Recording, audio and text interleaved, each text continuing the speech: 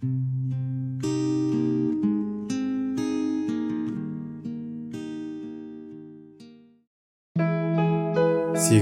наурыз.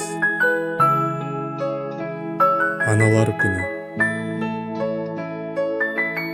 Адамзаттың асылы ана. Ана. Ана. Ана.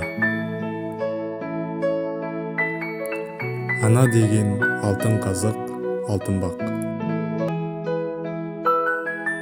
Наурыз айында мереке көп. Оның ең алғашқысы 8 наурыз, әжелер, аналар, арулар, кішкентай ғана бүлдіршіндердің мерекесі.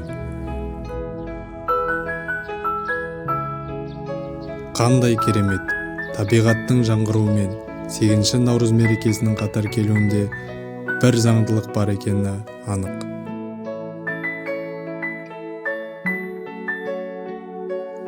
Анасы бар адам ешқашан қартаймайды демекші, біздің өмірімізге жылулығын шашып, тілеуімізді тілеп, әрқашан мейіріміне бөліп жүретін аналарымыздың мерекесінде барша аналар қауымына үлкен алғысымды және құрметімді білдіремін.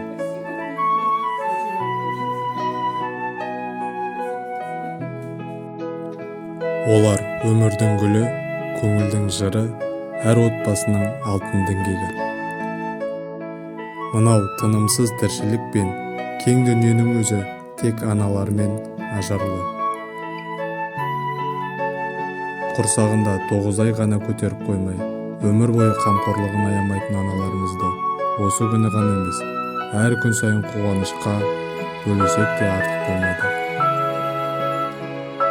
Өмір есігін жаңа ашқан баланың бойына елінің рухын сіңіріп, жылуын тарататын ана.